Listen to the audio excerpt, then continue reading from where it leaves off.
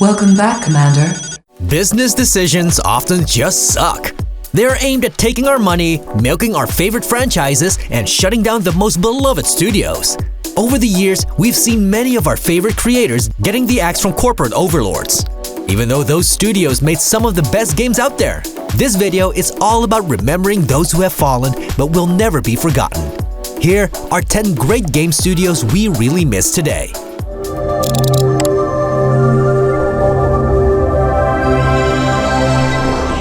Affirmative. In 1985, Louis Castle and Brett Sperry founded Westwood Associates, which was later renamed to Westwood Studios when they merged with Virgin Games. That's when they rose to glory, as they laid the foundation and popularized the RTS genre. This all happened with Dune 2, the building of a dynasty. Of course, most people will know the studio for its work on the Command & Conquer and Red Alert series.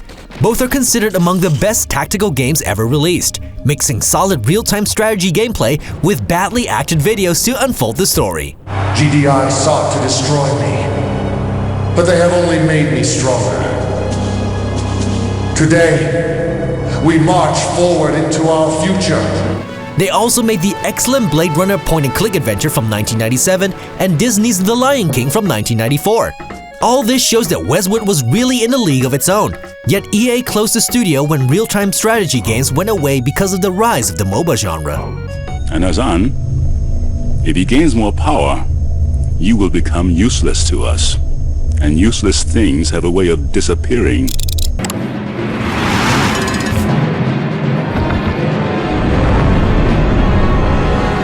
LucasArts used to be a gaming branch of the Star Wars Corporation, which is nowadays part of the Disney Empire.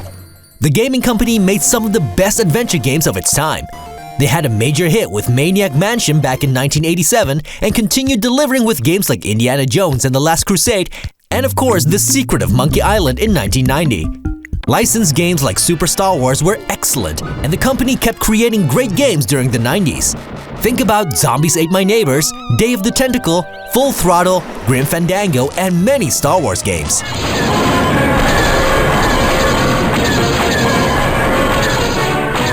After Disney bought Lucasfilm in 2012, it only took the media company a year to cease all development work within LucasArts. Such a pity, because LucasArts gave us some of the best games during the 90s and early 2000s. Oh, Manny, so cynical. What happened to you, Manny, that caused you to lose your sense of hope, your love of life? I died.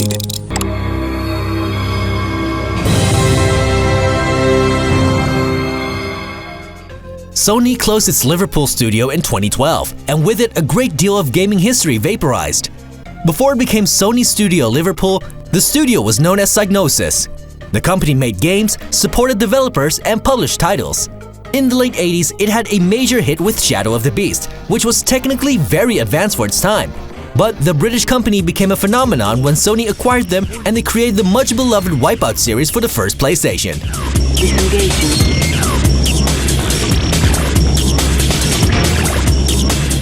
In 2000, Psygnosis was renamed to Sony Computer Entertainment Studio Liverpool, but eventually Sony ceased all development activities at its Liverpool studio. After that, we only got Wipeout Omega Collection, which was excellent but ultimately only a compilation.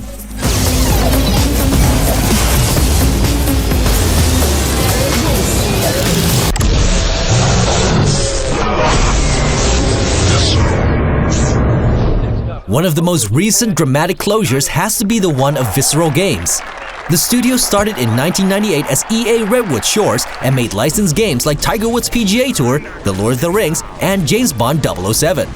Eventually, the studio got approval to work on their own game, which would become Dead Space.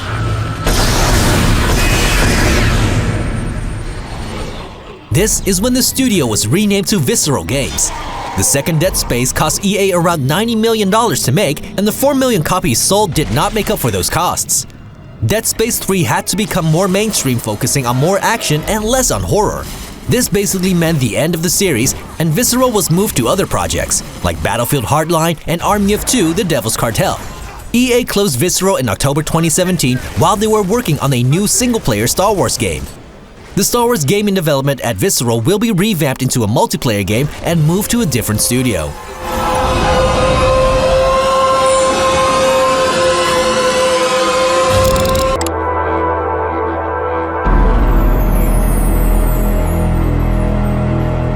Ensemble Studios was founded in 1995 and began to work on Age of Empires. This became one of the most well-known RTS titles of its time. The series got expansions and sequels for many years. In 2001, Microsoft stepped in and bought the company. Age of Mythology was created as a spin-off, and Age of Empires 3 became the last game in the series. Ultimately, it was Halo Wars which became the last game ever created by Ensemble Studios.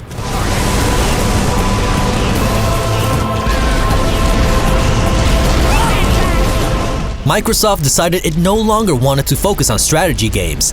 The American game studio was closed down in January 2009, and with it, the Age of Empires series moved to the background. Microsoft is now working with Relic Entertainment on Age of Empires 4, so even though Ensemble Studios is closed, its legacy will not be forgotten. We have battled through history.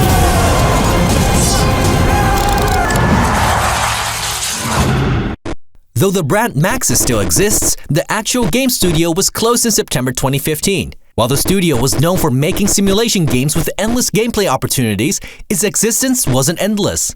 Maxis is best known for SimCity, which started in 1989, and The Sims in 2000. But did you know the company also made 3D Pinball, which was included into several releases of Windows?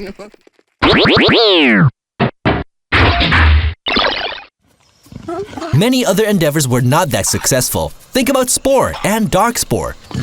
Founding father Will Wright left the company after Spore's failure in 2009, and in 2015, EA closed the Maxis Emeryville studio. Work on SimCity and The Sims would continue under the Maxis brand, but no longer by the studio that brought us all that joy.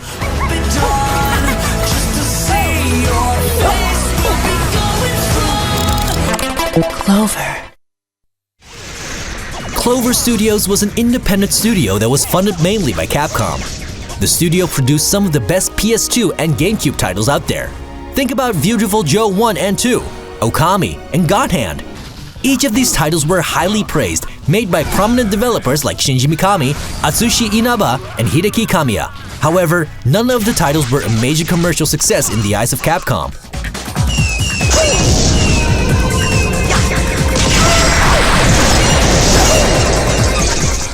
Almost 3 years after Clover was founded, it was dissolved. From the ashes rose Platinum Games and Tango Gameworks, now responsible for games like Bayonetta and The Evil Within. The name of Clover Studios will always be remembered by us, as they made some of the best and unique games of their time.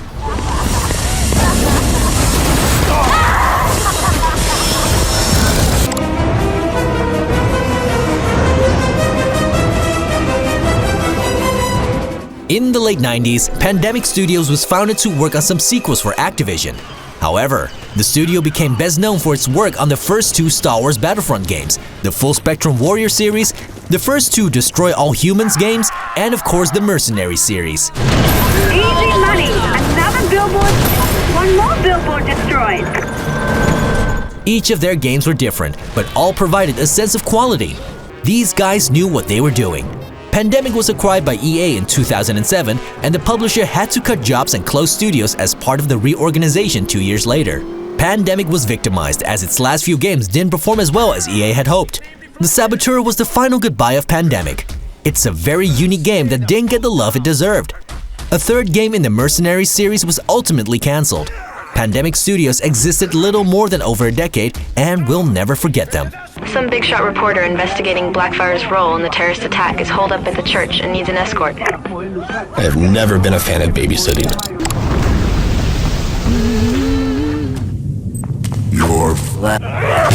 Sometimes studios don't get shut down over corporate or financial issues, but simply because its owner wants to do something else. Irrational Games was known for System Shock 2 and the Freedom Force series, but it became famous thanks to BioShock and BioShock Infinite.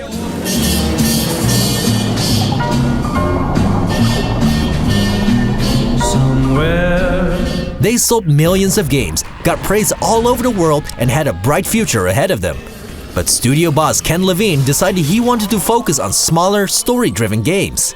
Irrational Games fired 75 of its employees, while 15 stayed to work on smaller projects. Kevin Levine rebranded the studio as Ghost Story Games, and that meant the end of Irrational Games as we know it.